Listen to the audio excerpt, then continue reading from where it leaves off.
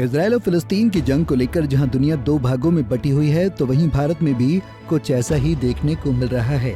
एक तरफ जहां भारत सरकार ने इजराइल का समर्थन किया है, तो वहीं कांग्रेस कार्य समिति ने प्रस्ताव पास किया है कि वो फिलिस्तीन के साथ है। इस मामले पर कांग्रेस के वरिष्ठ नेता और उत्तराखंड के पूर्व मुख्यमंत्री हरीश रावत का बयान भी आया है। हरीश रावत ने कांग्रेस के फिलिस्तीन समर्थक पर दो टूक जवाब दिया है और कहा कि आतंक के ऊपर बीजेपी कांग्रेस को लेक्चर ना दे। कांग्रेस के बलिदान के आगे बीजेपी कहीं भी नहीं टिकती है। हम फिलिस्तीन की जनता के साथ हैं, भारत भी फिलिस्तीन की जनता के साथ है और सरकार भी इस समय महत्व को समझी और इसलिए अब उन्होंने भी फिलिस्तीन की बात कही है। हम दुनिया में कहीं भी हिंसा है, हम हिंसा के विरोध में हैं, आतंक के विरोध में हैं। हाँ, इतना ज़रूर कहना चाहते हैं, भाजपा को, कांग्रेस को आतंक के पर लेक्चर देने की ज़रूरत नहीं है, वो पात्र भी नहीं है उसके लिए, क्योंकि आतंक का सबसे बड़ा शिकार, बड़ा प्रहार कांग्रेस के ऊपर हुआ राजनीतिक दल के रूप में।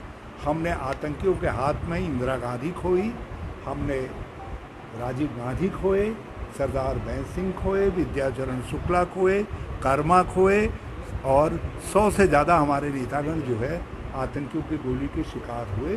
तो भाजपा जो है बलिदान के मामले में हमारे सामने कहीं नहीं टिकती है। हरीश रावत ने महिला आरक्षण और ओबीसी आरक्षण को लेकर भी केंद्र और राज्य सरकारों पर निशाना साधा। साथ ही हरीश रावत ने नगर निकाय के चुनाव में हो रही देरी पर कहा कि राज्य सरकार लोकसभा चुनाव से पहले डरी हुई है, इसलिए उत्तराखंड में नगर निकाय के चुनाव कराने में देरी की जा रही है।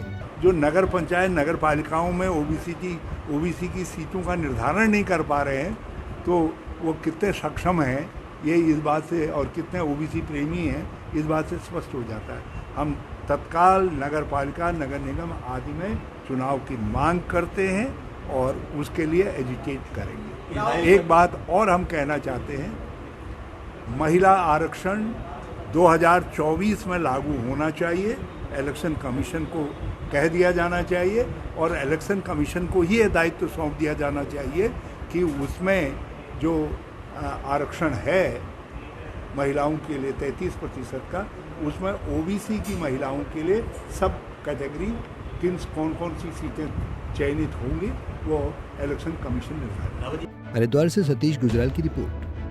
हमसे जुड़े रहने के लिए हमारे YouTube चैनल को सब्सक्राइब करें और नई वीडियो की नोटिफिकेशन के लिए बेल आइकॉन को दबाएं। अगर आप ये वीडियो Facebook पर देख रहे हैं तो लाइक जरूर करें और ज्यादा से ज्यादा शेयर करें। धन्यवाद।